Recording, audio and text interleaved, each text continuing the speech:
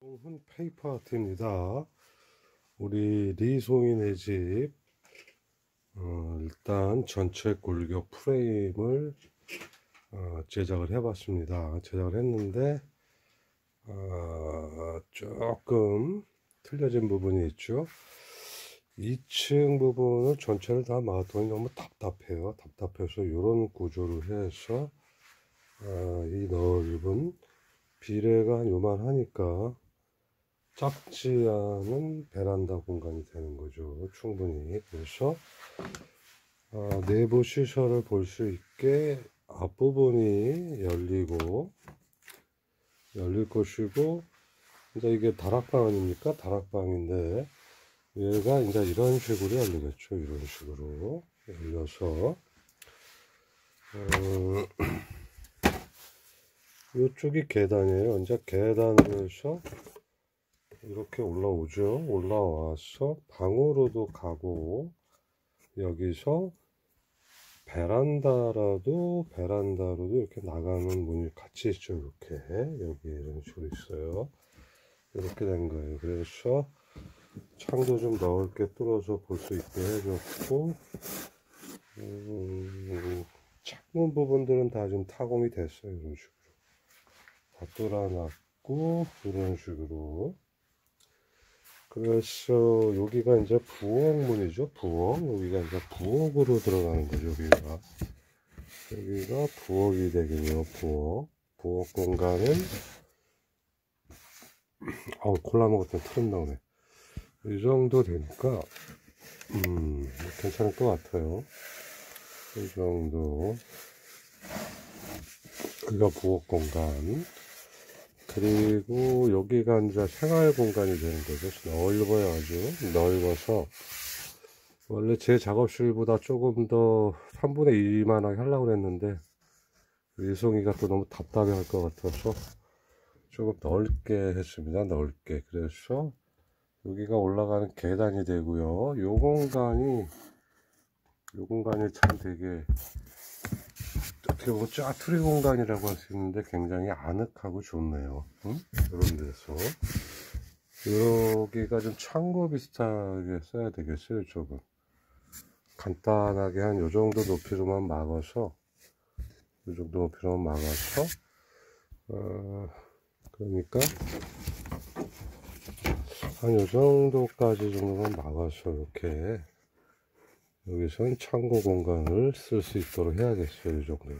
여기서 이렇게 막아서 간이 침대 같은 건 놔둬가지고 그쪽에서도 뭐 휴게나 누워서 잠잘 수 있는 공간도 충분히 나올 수 있을 것 같네요. 그래서 이런 구조가 된 겁니다. 이런 구조가. 근데 여기에 세부 묘사 들어가고 공간 분할은 이 이상 더 안 하는 게 좋을 것 같아요. 시원하게 이 정도로 해서 공간 분할은 마무리를 짓고요. 굉장히 고가 높아요. 지금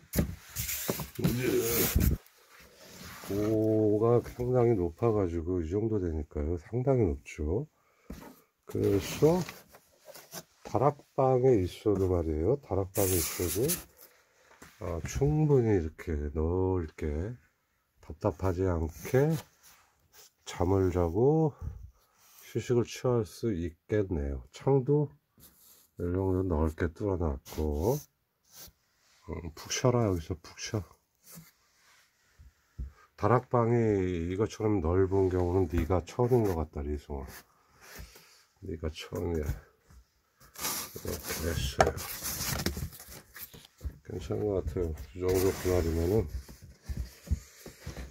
이제 이 상태에서 이거 좀 가접을 한 상태니까 다시 또 대부분 뜯어지죠. 뜯어서 단도리 같은 거 다 하고 요런 이제 절단면들 요런 부분들이 다 그냥 마감이 되고 질감 처리도 하고 톤 조절도 하고 또 작은 소품들 이제 들어가고 꽉 들어가고 그러면은, 그리고 이제 이 외벽은 그냥 벽돌이 좀 많이 노출되는 형식이 될 거고, 아래는 그 벽돌에 시멘이 발라졌겠죠. 시멘이 발라지고 어느 부분은 시멘이 또 안 칠한 부분도 있을 거예요. 그래서 하얗게 페인팅을 칠하는 그런 분위기로 해가지고 마무리가 될 것 같고요. 이거는 그리고 변소를 하나, 얘 때문에 참 미치겠네. 얘가 또 무서워서 변소를 못 건단 말이야. 변소를 하나 어디다 조그맣게 만들어줘야 되는데, 원래 이런 공간에다 하면 좋은데, 그래서 변소를 좀 떨어져 있어야 되잖아요. 여기가 베란다인데 가스 올라오면 안 되잖아요. 그래서 변소를 옥경이네 집 같이 쓰게 하자니 그렇고, 그래서 외부에 좀 떨어지게 해서. 근데 얘가 무서워서 갈려나 저녁에, 갈려나 모르겠네.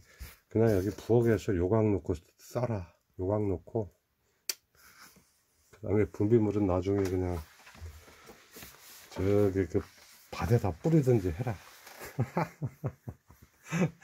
요강 요강에다가. 응?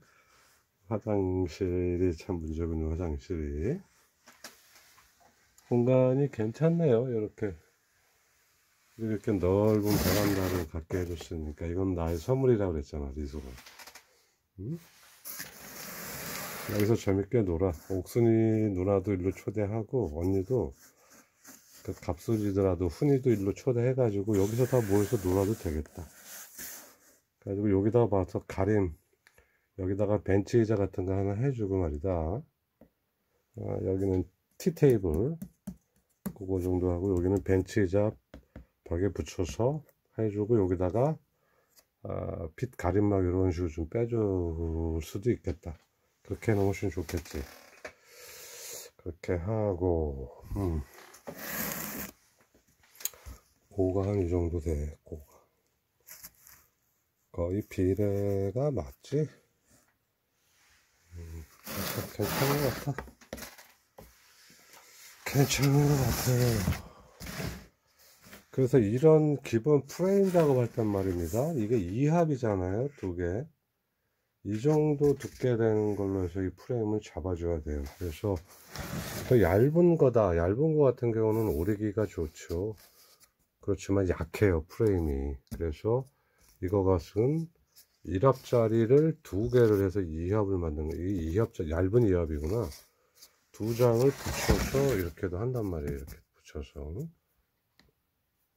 이렇게. 2개를 붙였죠. 지금 보면은 2개를 붙였다고. 이제 이런 거는 온장, 한 장이죠. 한 장. 근데 이게 안에도 이제 칠해주고, 종이들이 얇은 종이에도 칠해주고요. 외벽으로 해서 그 벽돌들이 붙여지기 때문에 그 벽돌이 이 정도 두께, 원래 이 정도 두께로 해서 만들어지기 때문에 또 한 판이 올라가는 거라고요. 또 한 판이 이렇게. 그래서 상당히 좀 더 두터워지고 튼튼해지는 거죠. 그러니까 작업을 하면서 그런 부분도 이렇게 생각하면서, 하여튼 이 작업을 하다 보면 말입니다, 생각할 게 엄청 많아요. 그리고 큰 어떤 치수나 이런 정도에서 도안이 필요하지, 대부분 직접 가접을 해가면서, 또 이 공간에 대한 개념이 그려서 하는 것보다도 말이에요, 이렇게 완전 3D로 해서 우리가 직접 공간을 보고 해야지 분할을 할 때 좀 더 효과적으로 하고, 또 골판지라는 게 이게 잘 오려지지가 않고 똑바로가 안 되죠. 그래서 오차점들이 많이 생겨요. 그래서 도안상으로 뭐 몇 센치 몇 점 몇 센치 했다 그래도 안 맞기 때문에, 그리고 또 크게 치수가 크지 않는 한 그렇게 틀려 보이지가 않아요. 그리고 이 작품 자체가 작지가 않기 때문에 조금 센치가 1, 2cm 정도 차이가 나도 우리가 봤을 때는 시선에서는 그 차이점을 못 느끼는 경우도 많단 말이에요. 그러니까 그런 상황을 직접 애드립으로 작업을 해가면서 이 작업은 해야 되는 겁니다.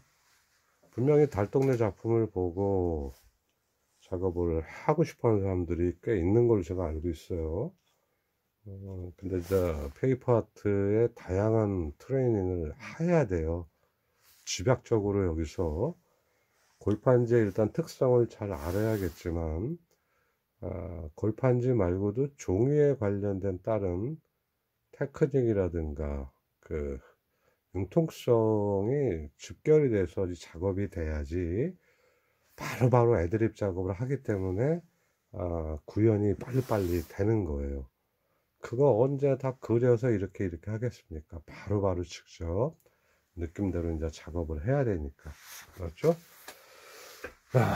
우리 리송이네 집 생각보다 좀 커졌습니다.